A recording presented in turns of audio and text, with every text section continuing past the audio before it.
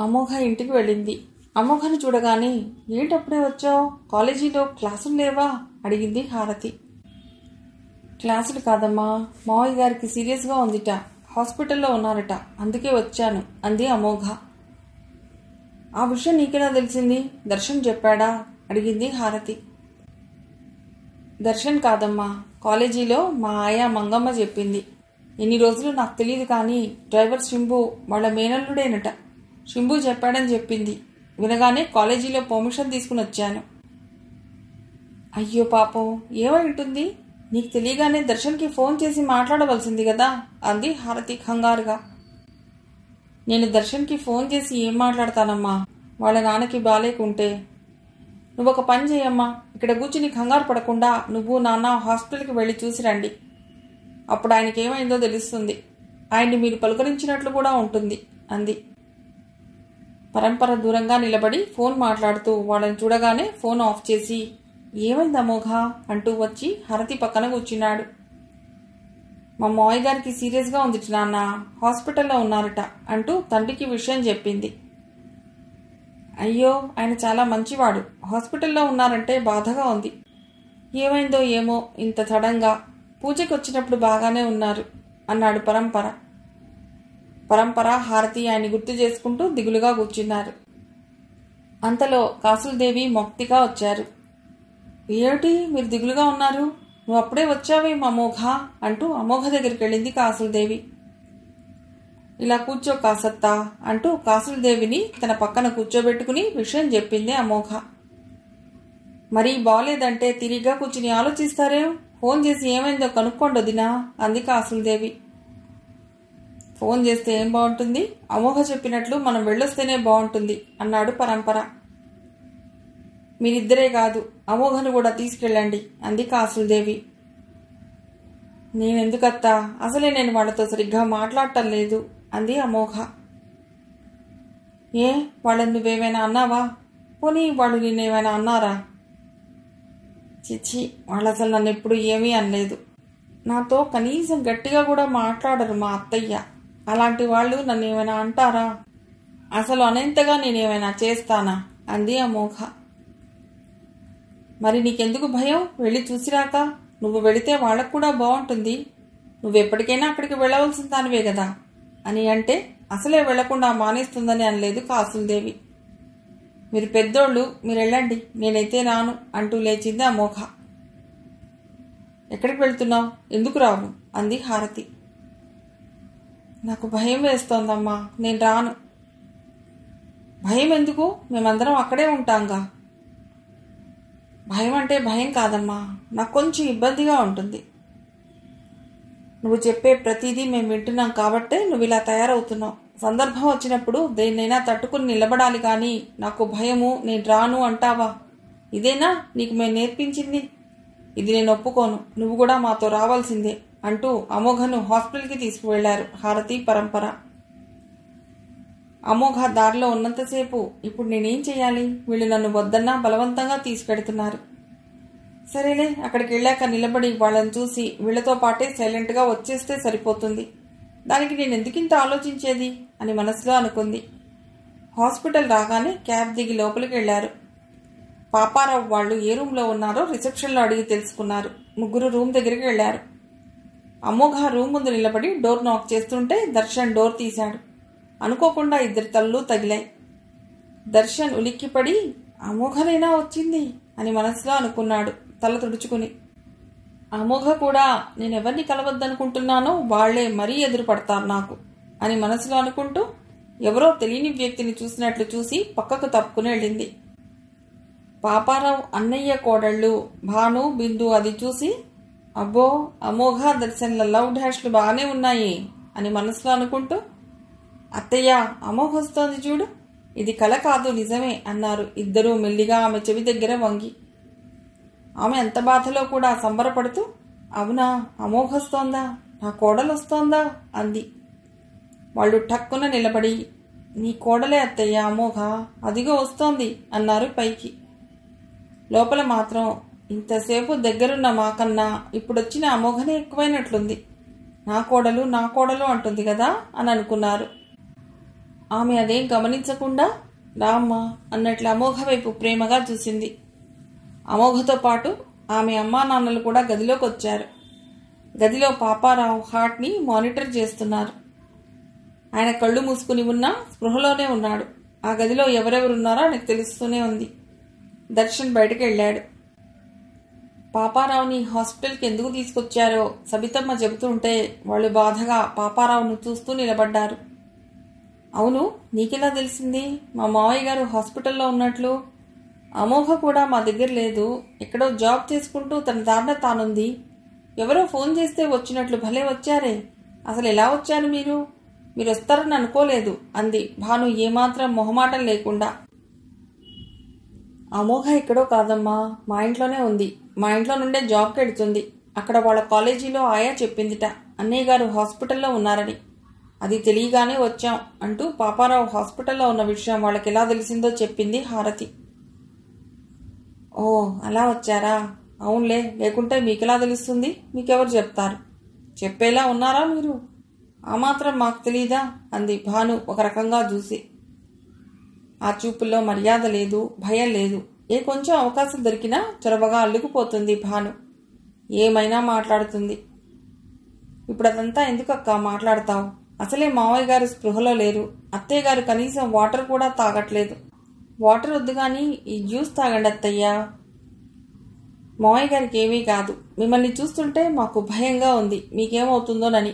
తాగండి అత్తయ్యా అంటూ బిందు జ్యూస్ తెచ్చి సబితమ్మకి ఇచ్చింది. తాగుతాలే బిందు.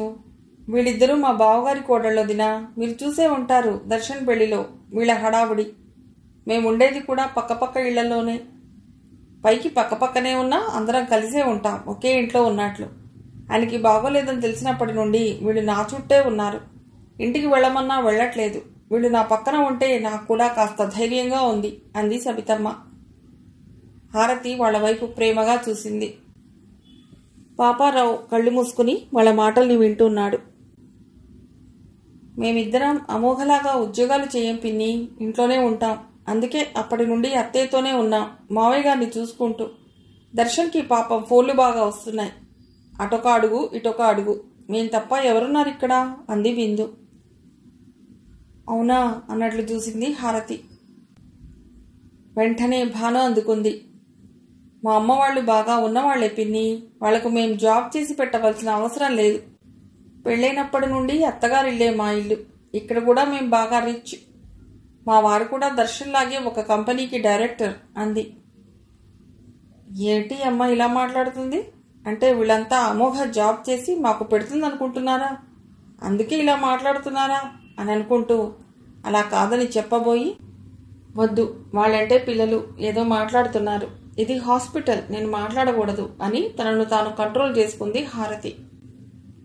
అమోఘ మాత్రం సరేలే వాళ్ళేమనుకుంటే నాకెందుకు అని విననట్టు వదిలేసింది. పరంపరకు పాపారావు తప్ప ఇంకేం కనిపించట్లేదు అక్కడ. డాక్టర్లు ఏం చెప్పారు చెల్లెమ్మ అని అడిగాడు పరంపర సబితమ్మను. ఇప్పుడు కొంచెం పర్వాలేదన్నారు అన్నయ్య గారు. మీరు వచ్చే ముందు కళ్ళు తెరిచి చూశారు, మాట్లాడారు, మళ్లీ పడుకున్నారు అంది. సబిత అలా అంటుంటే పాపారావు నెమ్మదిగా కళ్ళు తెరిచి అందరి వైపు చూశాడు. అమోఘ వెంటనే మావయ్య అంటూ ఆయన దగ్గరికి వెళ్ళి ఆయన చేయి పట్టుకుంది. మీకిప్పుడు ఎలా ఉంది మావయ్య అంటూ ప్రేమగా అడిగింది అమోఘ. పర్వాలేదమ్మా అన్నాడు పాపారావు. అమోఘ ఆయన చేయి పట్టుకుని అక్కడే నిలబడింది. భాను బిందు ఒకరి మొహాలు ఒకరు చూసుకుని, ఇప్పుడొచ్చి ఇది భలే ఓవర్ యాక్షన్ చేస్తుంది కదా, సరేలే ఈ ఓవర్ యాక్షన్ మనం చూడలేం గాని మనం ఇంటికి వెడదాంలే పదక్క అని ఒకరితో ఒకరు మెల్లగా చెప్పుకున్నారు. మేము వెళ్ళొస్తాం అత్తయ్య, మీరు జాగ్రత్త, మావయ్య మళ్ళీ వస్తానులే అని వాళ్ళు అంటుంటే సబితమ్మ లేచి, సరే మీరు పదండి, మీ పిల్లలు స్కూల్ నుండి వచ్చే టైం అయింది, మీరు వెళ్ళి ఆ పనులు చూసుకోండి అంటూ వాళ్లతో కార్ వరకు వెళ్ళింది. హారతి కూడా సబితమ్మతో వెళ్ళింది. వాళ్ళు వెళ్ళటం చూసి, నేను ఒకసారి దర్శన్ ఎక్కడున్నాడో కలిసి వస్తాను, అప్పుడు ఈయన ఆరోగ్య పరిస్థితి కూడా ఎలా ఉందో తెలుస్తుంది అని అనుకుంటూ లేచి బయటకెళ్ళాడు పరంపర. వాళ్ళు బయటకెళ్ళగానే అమ్మా అమోఘ అన్నాడు పాపారావు. మీకేమన్నా కావాలా మావయ్య అంటూ ఇంకాస్త దగ్గరికి వెళ్ళింది అమోఘ. అది కాదమ్మా, నువ్వెలా ఉన్నావు అడిగాడు ఆప్యాయంగా.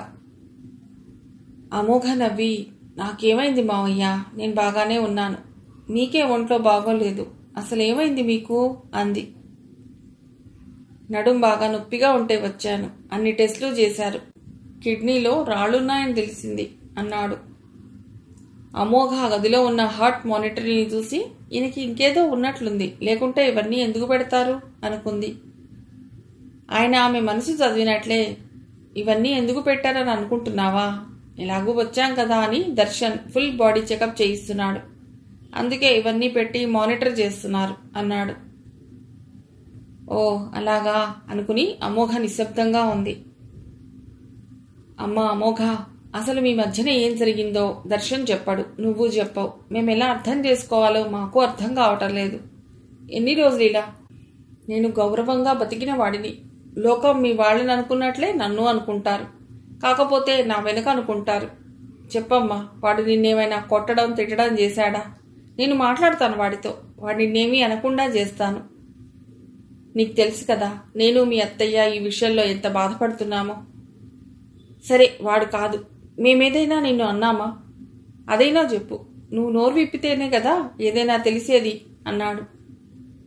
మౌనంగా చూసింది అమోఘ. అసలు మీ కాలం పిల్లలు ఎంతసేపు మీ స్వార్థమే ఆలోచిస్తున్నారు తప్ప ఎదుటి వాళ్ల బాధను ఆలోచించరు. పైగా మేము తీసుకున్న నిర్ణయాల వల్ల ఏదైనా లాస్ అయ్యేది ఉంటే మా జీవితాలే కదా, మీరెందుకు బాధపడతారు అన్నట్లుగా బిహేవ్ చేస్తున్నారు. కానీ మీరొక విషయం ఆలోచించటం లేదు. మన కళ్ళ ముందు ఎవరో తెలియని వ్యక్తికి చిన్న దెబ్బ తగిలితేనే అయ్యో పాపం అంటాం. అలాంటిది మిమ్మల్ని ఇంతగా పెంచి పెద్ద చేసి జాగ్రత్తగా చూసుకున్నాక ఇప్పుడు మీరు తెలిసి తెలియని డెసిషన్స్ తీసుకుంటే ఏమీ పట్టనట్టుగా ఎలా ఉండాలి? అసలు అలా ఉండగలమా? పోనీ మీ ఇద్దరికీ ఒకరంటే ఒకరికి ఇష్టం లేదు, అందుకని మేము విడిపోయాం అని ఫలానా రీజన్ చెప్పినా పర్వాలేదు. సరేలే అని 2 రోజులు బాధపడి వదిలేస్తాం. లేదా మేం తీర్చగలిగే సమస్య అయితే తీర్చడానికి ప్రయత్నించి మిమ్మల్ని కలుపుతాం. మాకేమైనా 10 మంది ఉన్నారా? దర్శన్ ఒక్కడే కదా. వాడు బయటికి బాధపడుతున్నట్లుగా లేడు, అలాగని సంతోషంగా ఉన్నట్లు లేడు. అందుకే అడుగుతున్నాను అమోఘ, చెప్పు. నేను నీకు మామగారులా కాదు, నిజంగా ఏదైనా ఉంటే నాతో చెప్పు అన్నాడు.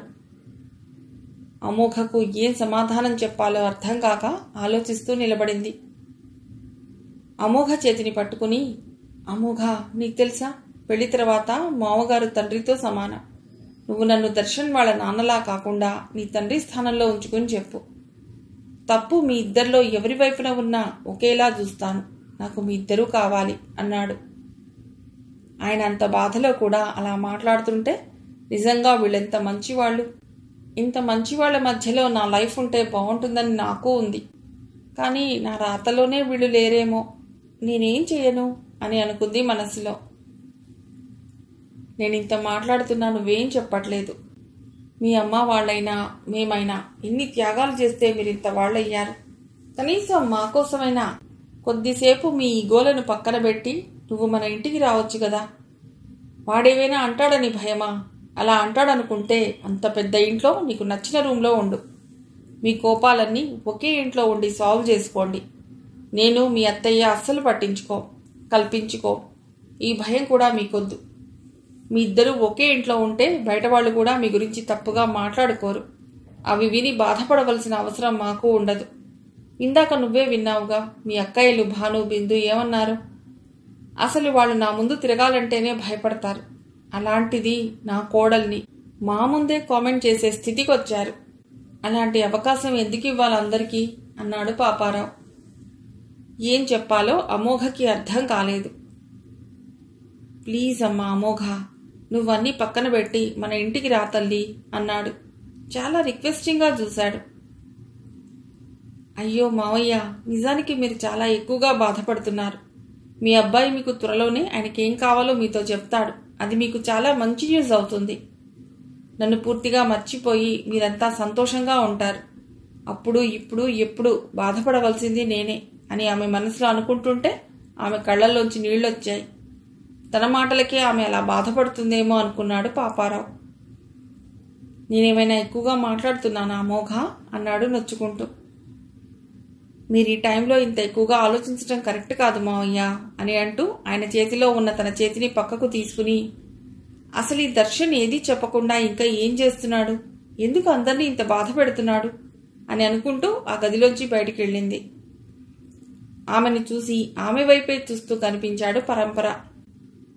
ఆయన రాగానే, నాన్న మనం చూసాం కదా, మీరుంటానంటే ఇంకొంచెంసేపు ఉండండి, నేను కాలేజీలో పర్మిషన్ తీసుకుని వచ్చాను, నేను వెళ్ళాలి, మీరు కాసేపు ఆగి రండి అంటూ గబగబా ఫస్ట్ ఫ్లోర్ నుండి స్టెప్స్ దిగుతూ ఉంటే కింద నుండి దర్శన్ గొంతు వినిపించింది. ఆమె ఆగి కిందికి తొంగి చూసింది. అక్కడ దర్శన్ ఆ అమ్మాయితో మాట్లాడుతున్నాడు. అది చూడగానే చేష్టలుడిగి అక్కడే నిలబడింది అమోఘ. ఆ అమ్మాయి ఎవరో కాదు, పెళ్లైన కొత్తలో అమోఘ ఒక హోటల్ దగ్గర దర్శన్తో చూసిన అమ్మాయిని. మొన్ననే కదా అవసరం అంటే అయ్యో పాప అని డబ్బులిచ్చాను, మళ్ళీ వచ్చావా అంటున్నాడు దర్శన్. నువ్వేం నా మీద జాలిపడి ఇవ్వలేదు, ఎక్కడ నా దగ్గర ఉన్న ఫోటోలు మీ ఆవిడకి చూపిస్తాను అని ఇచ్చావు అంది ఆ అమ్మాయి. అదంతా నాకు అనవసరం, నేనేదో మా నాన్నగారికి బాగోలేక హాస్పిటల్లో ఉంటే ఈ టైంలో వచ్చి పిచ్చి పిచ్చిగా మాట్లాడతావా అన్నాడు దర్శన్ కోపంగా.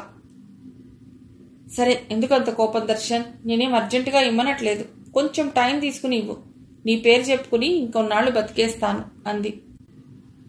అసలు ఇప్పటికే మా ఫ్యామిలీ డిస్టర్బెన్సెస్ ఎక్కువయ్యాయి, అమోఘ ఎందుకు వెళ్ళిందో ఇంకా ఎవరికీ తెలీదు, నాకెందుకో అనిపిస్తుంది అమోఘ ఇంట్లోంచి వెళ్ళిపోవటానికి కారణం నువ్వేనేమో అని అన్నాడు దర్శన్.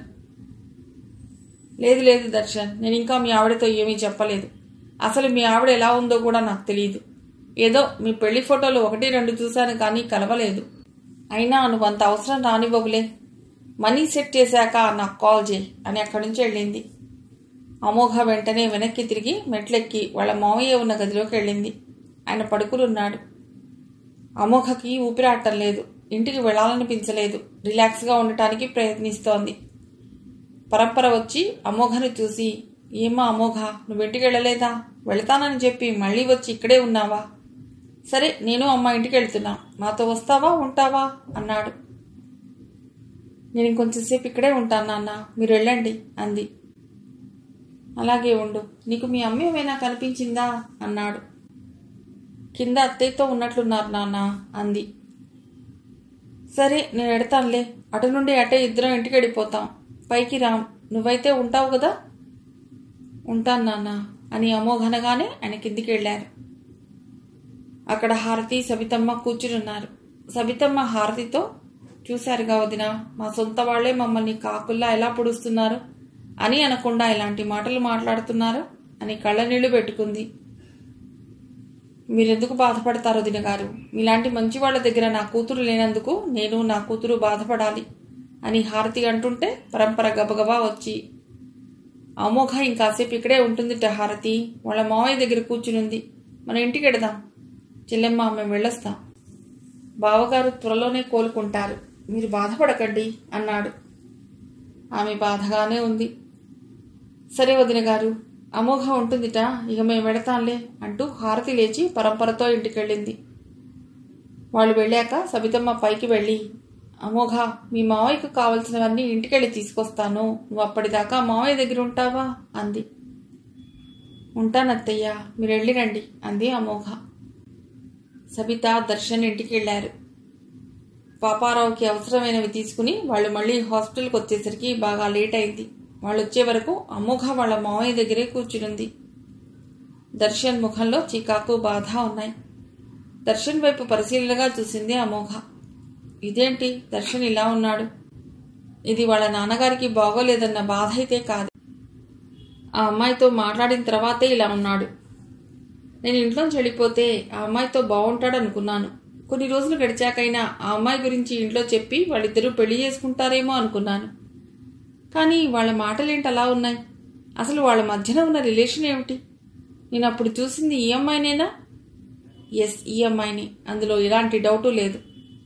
నేను ఈ అమ్మాయిని చూసే కదా, నాదే ఉంది, నాకు పెళ్ళై నెల కూడా కాలేదు, వాళ్ళని ఎందుకు విడదీయటం, నా గురించి నేను తర్వాతైనా ఆలోచించుకోవచ్చు అని అనుకున్నాను.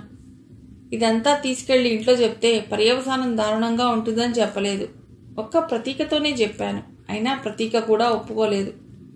ఇంత పెద్ద విషయం ఇంట్లో చెప్పకుండా ఎలా మేనేజ్ చేస్తావే, ఇంట్లో చెప్పవే, వాళ్లే ఏదో ఒకటి మాట్లాడతారు, ఇది నీ జీవితమే అని మొత్తుకుంది. అయినా నేను వినలేదు. అసలు నేను కాకుండా ఇంకో అమ్మాయి అయితే దర్శన్ కాలర్ పట్టుకుని అప్పుడే నిలదీసేది.